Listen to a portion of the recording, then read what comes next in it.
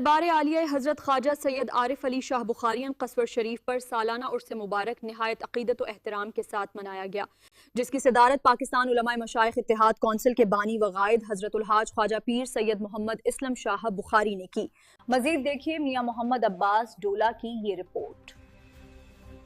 دربار عالیہ حضرت خواجہ سید عارف علی شاہ بخاری قصور شریف پر سالانہ عرس مبارک نہایت عقیدت و احترام کے ساتھ منایا گیا، جہاں ملک بھر سے آنے والے زائرین، علماء و مشائخ اور مختلف شعبہ ہائے زندگی سے تعلق رکھنے والی شخصیات نے بھرپور شرکت کر کے روحانی فیوز و برکات سمیٹیں۔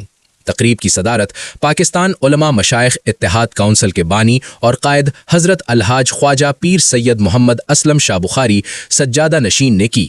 تقریب میں چیف آرگنائزر پیرزادہ پیر سید غلام معصوم شاہ بخاری، چیئرمین میڈیا ونگ پنجاب حاجی عمران زاہد کھوکھر، ضلعی صدر میڈیا ونگ ضلع اوکاڑہ میاں Kashif وٹو، general secretary media wing ضلع اوکاڑہ رمیز ملک، چیئرمین ساہیوال ویژن مفتی پیر عمر فاروق گلڑوی نے سٹیج کے کام کو بخوبی طریقے سے سر انجام دیا۔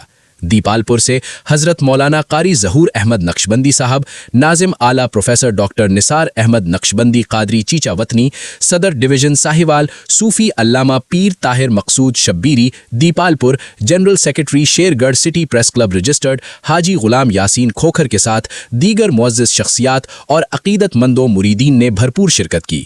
عرس کی تقریبات کا آغاز قرآن خوانی، درود و سلام سے ہوا، جبکہ محافل نعت، ذکر و اذکار اور روح پرور بیانات نے حاضرین کے دلوں کو گرما دیا۔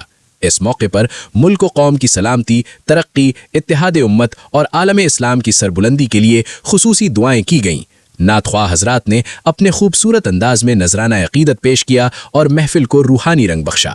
مقررین نے اپنے خطابات میں کہا کہ اولیاء کرام کی تعلیمات محبت، رواداری اور بھائی چارے کا عملی نمونہ ہیں، جن پر عمل پیرا ہو کر معاشرے میں امن و استحکام پیدا کیا جا سکتا ہے۔ انہوں نے کہا کہ عرس کی یہ بابرکت محافل نئی نسل کو دین اسلام کی حقیقی روح سے روشناس کرانے کا اہم ذریعہ ہے۔ عرس کے اختتام پر وسیع لنگر کا اہتمام کیا گیا، جہاں ہزاروں عقیدت مندوں کی تواضع کی گئی، جبکہ بہترین سیکیورٹی اور منظم انتظامات کو بھی شرکاء نے سراہا۔ کیمرہ ٹیم کے ساتھ میاں محمد عباس ڈولا، ATV نیوز دیپال پور۔